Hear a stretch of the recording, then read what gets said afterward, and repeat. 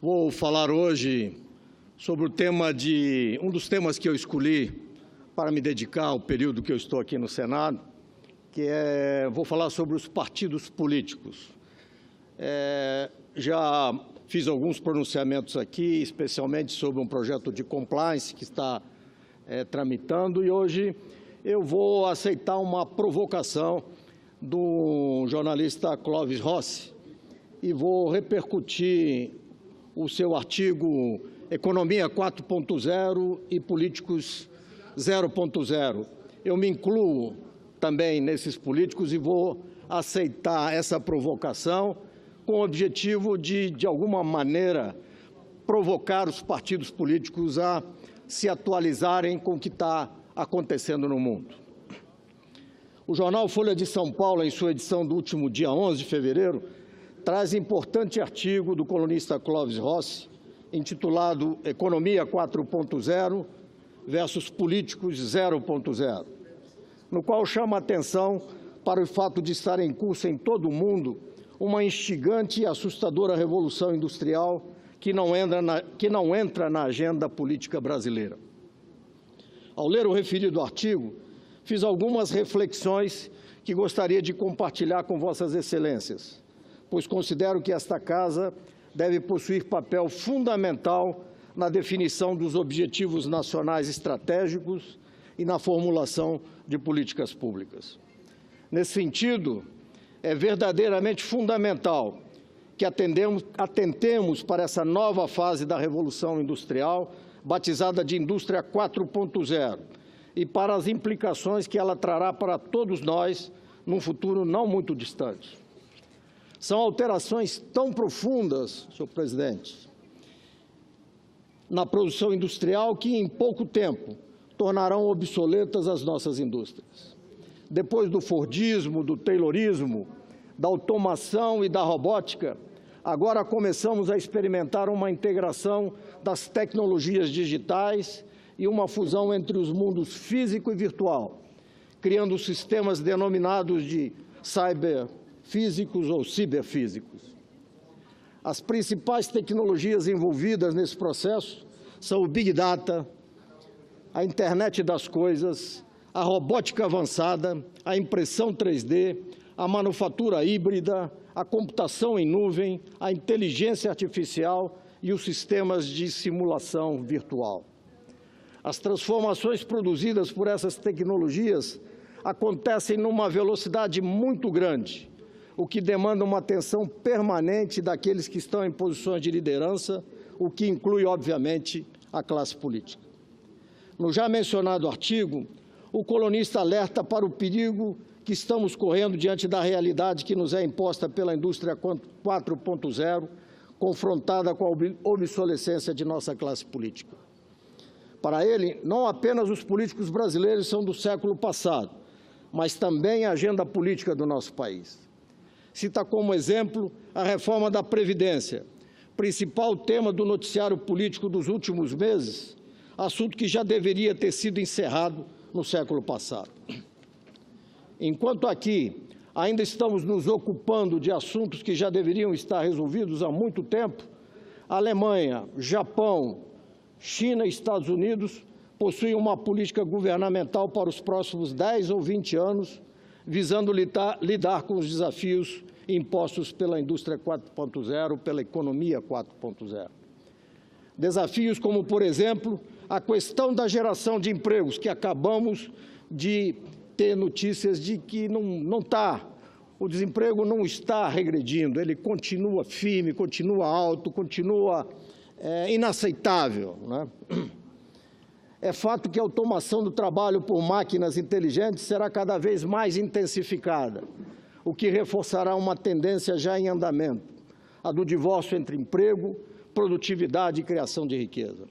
Assistiremos, provavelmente, a um aprofundamento das desigualdades e a um aumento da concentração de riqueza com aqueles que detêm os robôs e as novas tecnologias, em detrimento da classe trabalhadora, se não nos atentarmos para a questão, se não apresentarmos proposta de solução do problema. Esse é um dilema muito preocupante, mas para o qual a classe política parece ainda não ter acordado.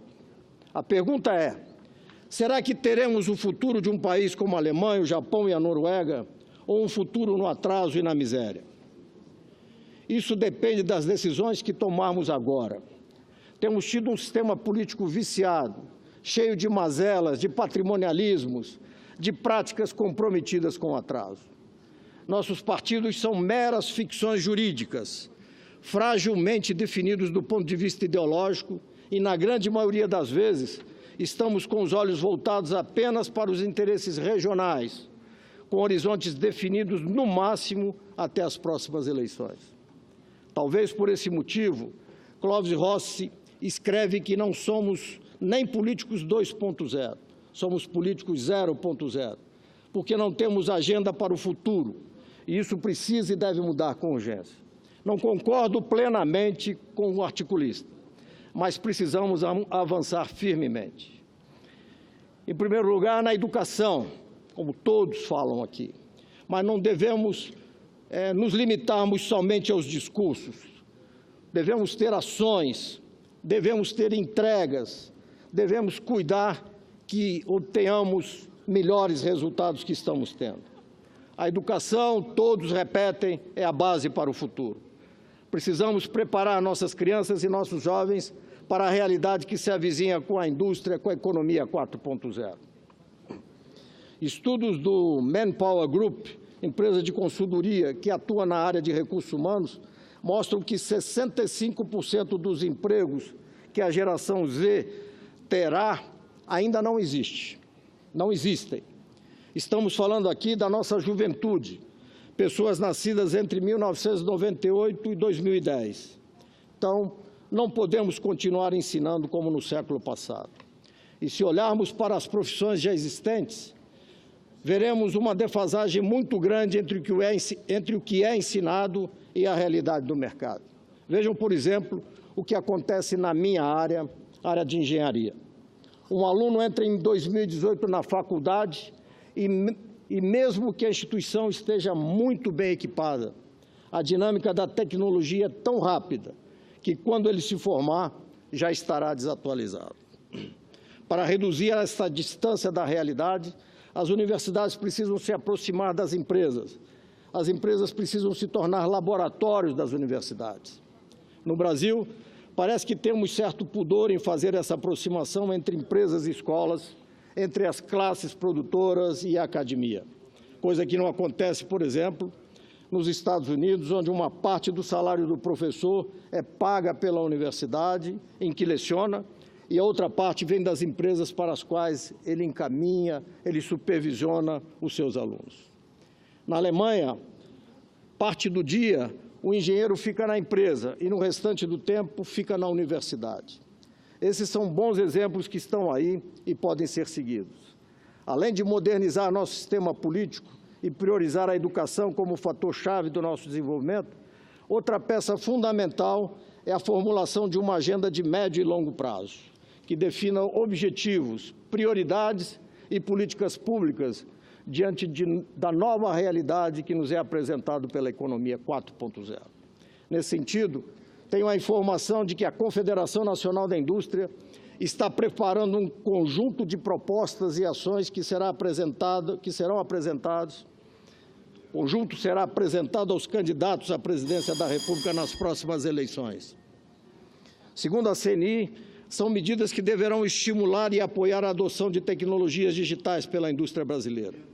De acordo com o estudo, de 24 setores da indústria brasileira, pelo menos 14 precisam adotar com urgência estratégias de digitalização para se tornarem internacionalmente competitivos. Senhor presidente, senhoras e senhores senadores, aproveitei esse oportuno artigo do colunista Clóvis Rossi, da Folha de São Paulo, para fazer aqui algumas reflexões sobre essa nova realidade que se nos apresenta e que pode aprofundar ainda mais o abismo que já existe no mundo entre norte e sul, entre ricos e pobres. A concentração de renda, que já é brutal, poderá ficar ainda pior. Ou tomamos uma atitude agora, no sentido de aproveitar o início dessa nova onda da Revolução Industrial para diminuir o imenso abismo que nos separa dos países desenvolvidos, ou certamente não teremos tão cedo aquele futuro promissor com o qual tanto sonhamos. Nós, integrantes da classe política, temos uma grande responsabilidade. Precisamos abandonar definitivamente o atraso e modernizar não apenas a agenda política, mas, sobretudo, a praxis política em nosso país. É urgente que nossos partidos políticos mereçam mais atenção, que sejam fortemente melhorados. Nós, políticos, não estamos também obrigados a evoluir para sobrevivermos? Faço a pergunta.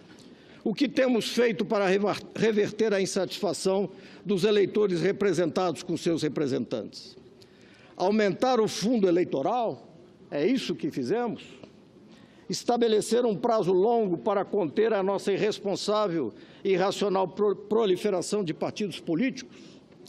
Partidos que, em sua grande maioria, não possuem qualquer identidade, são meros negócios na obtenção de vantagens como verbas públicas e ganhos com cessão de tempo de televisão? O que temos feito para aperfeiçoar os nossos partidos políticos? Onde enxergamos renovação nos quadros diretivos dos nossos principais partidos? Onde encontramos partidos que não usam habitualmente a prática de executivas provisórias para poder controlar a estrutura partidária nos estados e municípios? Por que ainda não aprovamos procedimentos de compliance nos partidos políticos? Por que a transparência ainda é pequena e sofrível nessas importantes associações da democracia que são os partidos políticos? Estou encerrando, senhor presidente.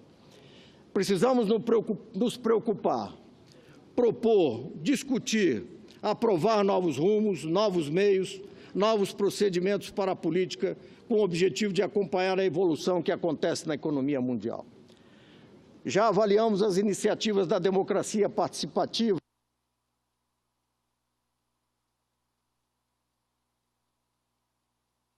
É mais necessário ter a maioria dos níveis de representantes atuais, como, por exemplo, nós, senadores? A população poderá ser consultada através de seus celulares cadastrados, por exemplo. Será que um robô, com utilização de inteligência artificial, não poderá elaborar projetos de lei com muito mais conteúdo do que nós? Essas são questões sobre as quais teremos que nos debruçar em um futuro não muito distante. As eleições que se aproximam serão uma excelente oportunidade para isso. Será um momento em que a sociedade brasileira escolherá aqueles que estarão à frente dos destinos da nação nos próximos 4 anos. Faço votos de que tenhamos propostas que contemplem uma agenda moderna para o país, para que possamos, de uma vez por todas, superar o atraso e trazer o progresso, o desenvolvimento e a prosperidade para o nosso povo. Gostaria muito, senhor presidente, senhores, senhoras,